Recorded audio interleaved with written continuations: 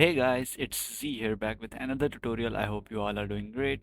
So today I'm going to teach you how to make this advanced clone tutorial in Capcut, and also I'm going to teach you how to make some zoom in and zoom out graphs, the advanced one that I use in this preview. So without further wasting any time, let's begin. So guys, open your Capcut and then add the background and the green screen animation, whatever you are using. I'm using a green screen animation, so let me give you a quick tutorial of how I remove the background.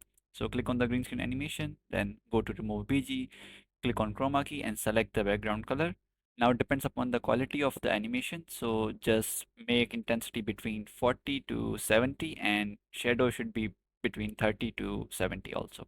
And then go to adjustment, HSL, now reduce the color saturation to -50. So that's how I remove the background. So guys, now I'm just gonna reduce the size of the animation. Like I want the character to be in center, so let me just do that real quick.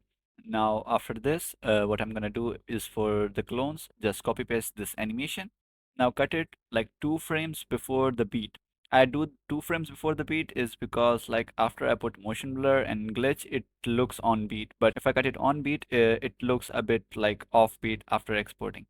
So I'm just gonna do that. Now add X and Y keyframe at the starting of this clip, then go to the next beat, then go 2 frames to the left.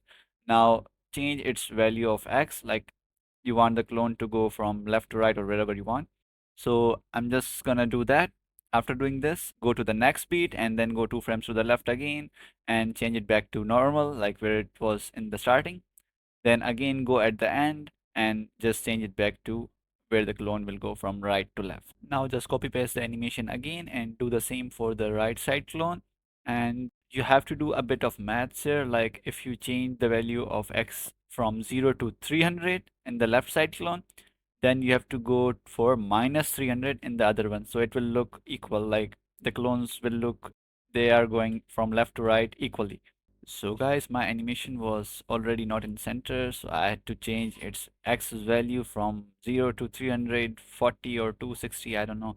And then I had to do some math for the left side clone and right side clone, so it took some time. I'm just gonna fast forward it right now. So now after this, we are gonna add some graphs. Just use ease out 2 if you guys like don't know how to use custom graphs, but let me give you a quick tutorial of how I do it. So just select the first frame and give it graph line and then go a little bit forward and move it up like this. Then click on the second keyframe, give it the third graph line. Now just do exactly like me, move it a little bit down.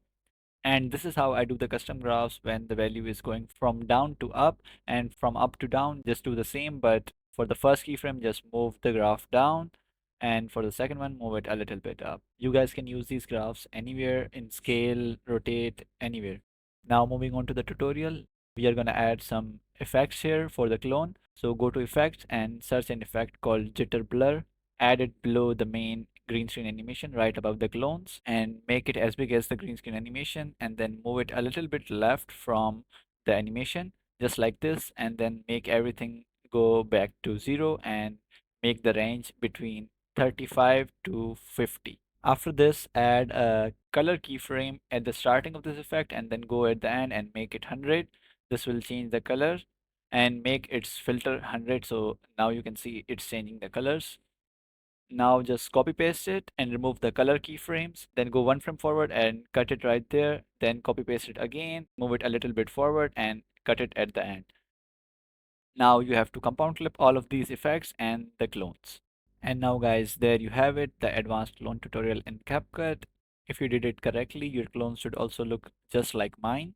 Now next, I'm going to teach you how I did the zoom in and zoom out graphs for this specific clip. So just compound clip all of this and then pre-process it. I also do rendering. What it does is reduces lag. You can turn it on from the settings within CapCut. After they are done, add a scale keyframe at the starting, then go to the beat, go 2 frames to the left, zoom out and go at the starting and zoom in. Then go to the next beat, again zoom in, then again go to the next beat, zoom out, then again go to the next beat, zoom in again. Now next, open the keyframe animation of this clip and just follow what I'm doing here. So before I start adding the graphs, let me tell you guys one thing, which is the most important thing for these kind of graphs. So when you add zoom in and zoom out, when the clip is zoomed out on that keyframe, make sure the value of scale is above 100. Make it 120, because after adding the graph lines, what the graph lines will do is make it go below 120. So if you keep it at 100, it will go below 100, like 90. So it will add some black lines at the border, and we don't want that. So just because of that, zoom in a bit on the second keyframe where your clip is zoomed out, and make it above 100, like make it 120. That will work.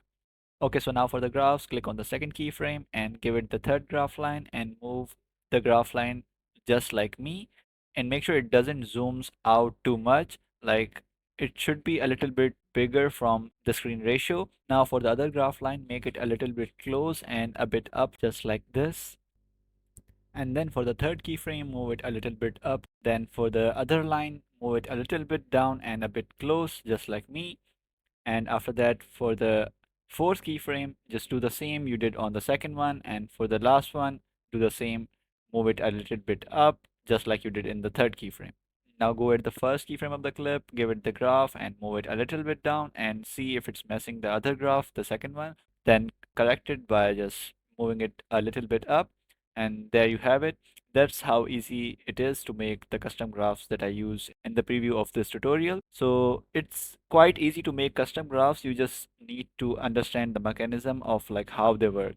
So guys, before I go, I just wanted to tell you guys that I am quite active in my brother's server. So if you guys want any tips or you want to give any suggestion to me, we can do all of that stuff in that server. I'll give the link in the description. And also don't forget to join my server too. I upload most of my editing material there. You guys can get all of my material there. I hope this tutorial was helpful to you. See you guys next time in another video. Till then, bye bye.